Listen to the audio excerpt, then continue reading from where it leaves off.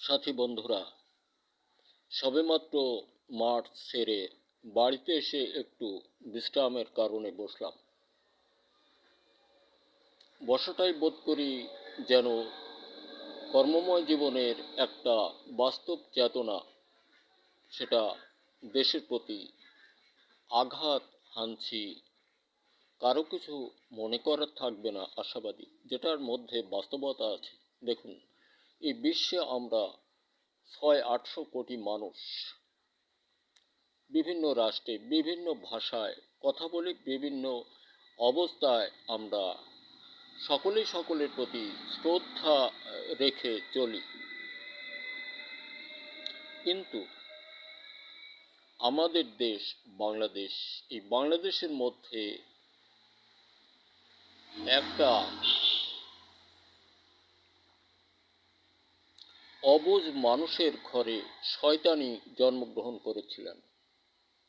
আর ভারতে একজন মানুষ অমানবিক চিত্ত নিয়ে জন্মগ্রহণ করে বাস্তব জগৎটা তার শয়তানে পরিণত হয়েছিল, হয়ে আছে এবং হয়েই থাকবে।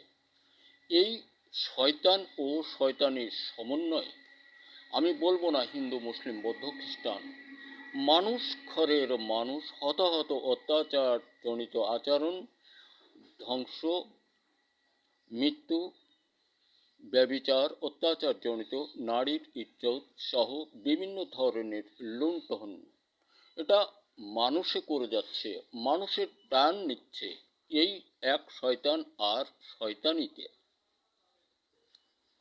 শয়তানের নাম নরেন্দ্র মোদী, কালকে দেখলাম মাদি মোদী, অনেক নামে এখন আখ্যা পাচ্ছে। আর শয়তানির নাম স্বৈরাচারী। এটা বিশ্বময় খোদিত খোদিত হয়েছিল ওদের মূর্তি, বর্তমান মূর্তি নেই, বিশ্বময় ছড়িয়েছে স্বৈরাচার, শয়তানি, হাসিনা। আর তার যে সকল আত্মীয় স্বজনেরা বস্তুত জগতে বেঁচে আছে, এরাও এখন বর্তমান সময় এই দেশটাকে অন্যের হাতে বলতে ওই শয়তানের হাতে তুলে দেওয়ার জন্য এখনো তাদের দালালি এবং তাদের বাঁচাটা জাত হয়ে এদেশে বসবাস করছে। এখানকার সেনা প্রধান সহ এমন কিছু মানুষ যারা সম্পূর্ণ রাষ্ট্রদ্রোহী বলে আমি আমার ক্ষুদ্র জ্ঞানে মূর্খ মানুষ আমরা, তবু এ কথাটা রাষ্ট্রদ্রোহী এরা, এদের সদল বল সহ ধারণা প্রকাশ করলাম। এরা কখনোই চায়নি এই দেশে সুখ ও শান্তি। অতি 54টি বৎসর এই দেশের এই জাতিকে নাকে দড়ি দিয়ে, চোখে খুশি দিয়ে ঘুরিয়ে নিয়ে যা না করার ছিল সেইগুলোই করেছে। এখনো ভালো মানুষ সাজে, আর সাজাই আমরা যারা, আমরাও এই দেশদ্রোহী। নিশ্চয়তা ভরে আমি বললাম, কারো কিছু করার থাকলে সে করবেন, যায় আসে না, that's not matter them the my work. দেখুন, আমরা মাঠের মানুষ, কৃষক মানুষ, কর্মময় জীবনে আমরা আপনাদের অন্ন যোগানদাতা। আপনারা কি আমাদেরকে ভেবেছেন? আমাদের জীবনের স্বাধীনতা, সুখ ও শান্তির কথা ভেবেছেন? আমরা শ্রম কোথায় দিব?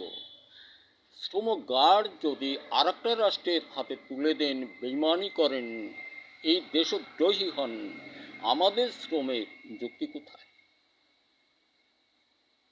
আপনাদের শ্রম রাইফেল ঘাড়ে করে যুক্তি আছে, আমাদের শ্রমের যুক্তি নেই। আপনাদের যুক্তি এইটাই, আপনার জোগাড় যন্ত্র করেছেন দেশটাকে আর এক হাতে তুলে দিয়ে, আপনি বেতন খান কোথায়? এগুলো ভুল ধারণা। এটা সমগ্র জাতির অকল্যাণ, অসুচি সংবাদ। ভালোই জান, আর ভালো তো হতেই পারবেন না, যেহেতু বাঙালির জাত আমরা, আমাদের রক্ত অত্যন্ত অত্যন্ত জঘন্যতম। এই পরিচয়টা, এই কথাগুলি আরেকদিন বলবো। এটা একটা দেশ ছিল না, একটা বিল ছিল, এটার নাম ছিল চলন বিল। বিভিন্ন দেশ থেকে যারা ব্যবসা বাণিজ্য করতে আসতো তাদের এক জাত আছে। যাই হোক, আমরা ভালো হয়ে যাই, দেশটাকে এভাবে ধ্বংস না করে। ডক্টর মোহাম্মদ ইউনূস সাহেব যদি এতদিন এখানে না থাকতেন, কি করতেন বলুন আপনারা? কোটি কোটি লোক মারা যেত এই দেশ থেকে। জ্ঞানে আসে না শয়তানি বদমাইশি বন্ধ করতে? আমরা যে যে দেশেই থাকি, এই দেশটার প্রতি, এই বাংলাদেশের মাটির প্রতি স্নেহ শ্রদ্ধা রাখি, ভালোবাসি, ভালোবাসা জ্ঞাপন করি, কর্মস্থলে প্রমাণ করি। চোরের জাত নামটা আখ্যা পেয়ে এটাকে ধ্বংস করার চেষ্টা করি। শেষ পর্যন্ত কি চুরি করছি? মানুষের প্রাণ সহ, জীবন সহ, অর্থনীতি সকল চাকা বন্ধ। আজকে ডক্টর ইউনূস সাহেব তার সদলবল নিয়ে যদি এখানে না থাকতেন, কি অবস্থা হতো এই দেশের? বেতন খান কোথায়? মির্জাফরই বন্ধ করুন। জনতার মুখে সুখ ও শান্তিপূর্ণ কথা বলুন এবং সেটা বাস্তবে রূপ দিন। বেইমানি করলে, কুত্তার বাচ্চাও কখনো বেইমানি করে না। টুটু বলে ডাক দিলে কাছে আসে, খাবার দিলে সে প্রভু ভক্ত হয়ে যায়। আর আমরা এমন একটা জাতি, কুত্তার সমন্বয়ও না। হুঁশিয়ারি, এরপরে যে যা করেন এসব করে করবেন। কৃষক বন্ধু, আমরা ফসল উৎপাদন হতে দূরে যাব না, তাহলে এরা খাবেন কি? আর আমার গবেষণা আছে বারুদ, মধুবন, মেঘবান, বনশ্রী ইত্যাদি নামে 18টি পণ্য, যা মাটি ও ফসলের জন্য চ্যালেঞ্জ। স্মরণ রাখবেন, যে কোনো ধ্বংসাত্মক ফসল, যে কোনো রোগের ধ্বংসাত্মক ফসল পুনরুত্তোলনে বারুদ ও মধুবন, যা মৌসুমে শুধু একবার, বিঘায় মাত্র 4 কেজি। ওই জমির ফসল কাটা পর্যন্ত পৃথিবীতে এমন কোনো রোগ নেই আপনার জমির ফসল নাশ করে। আর বারুদ, মধুবন ধান বংশবিস্তারের মহাগুণ। বারুদ, মধুবন বিঘায় মাত্র 4 কেজি একবার ব্যবহার করলে ওই জমিতে দস্তা ব্রন্থিওবিট, স্মরণ রাখবেন, দস্তা ব্রন্থিওবিট এক ক্রান্তও লাগবে না। 46% বিঘায় মাত্র 4 কেজি, 2 কেজি বারুদ, 2 কেজি মধুবন, দস্তা ব্রন্থিওবিট ওই জমিতে এক ক্রান্তিও প্রয়োজন নেই। এখানে কত সাশ্রয় হলো আপনার? 2-3 হাজার টাকা। আর মাত্র 600 টাকা, মাত্র 600 টাকায় সুনাম ধন্য ফসল, রাসায়নিক মুক্ত তৈরি। এদেশ আবহমান কাল এটা তৈরি করতে পারবে।